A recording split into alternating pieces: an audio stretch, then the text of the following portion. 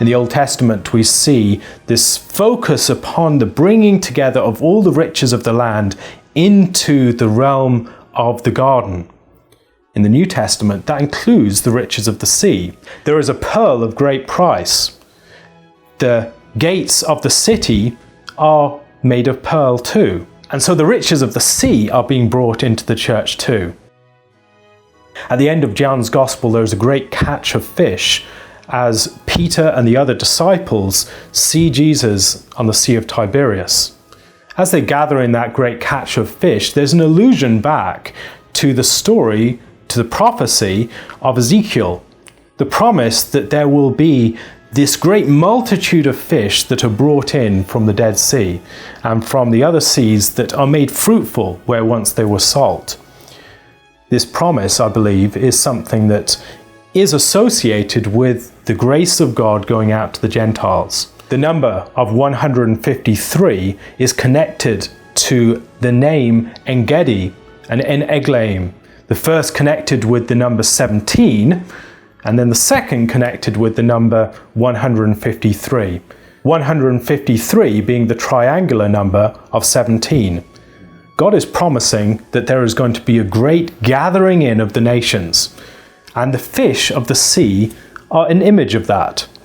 We are people who are formed and drawn out of the water. Israel was drawn out of the water itself. It was drawn out of the Red Sea. It was drawn out in some ways of the Nile as well. The firstborn son of God was placed, being thrown into the Nile by this great sea monster. God defeated the sea monster of Pharaoh, and he drew his people out of the water. In the same way, we are those who are drawn out of the belly of the deep. We are those who in baptism are drawn out of the waters to become the people of God, in this great dragnet, as it were, that has brought in the people of God into a new form of life, brought us into the church, this new boat that brings people from the sea and from the land. And it's a new realm.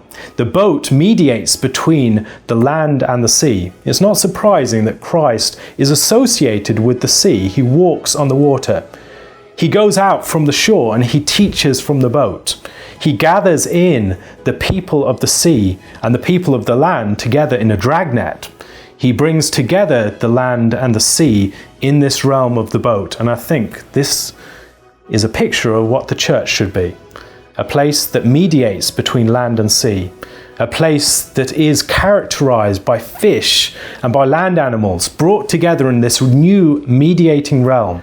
We are a new vessel that is drawn through the waters of baptism, that as Noah was drawn through the flood, so we will be drawn through the waters, taken into Christ, the one who was taken into the belly of the deep, who descended into the belly of the deep and then created a way through. So we are those who are fish within the belly of this greater fish, the church that passes through the waters, this boat that mediates between land and sea, as Christ sends out his people as fishers of men, as Christ sets out his church away from the shore to catch upon the seas of the nations. So we are drawn into this new body of people, a people that mediates between land and sea, that overcomes that opposition, and that will eventually deposit us on dry land on the other side, on the new creation.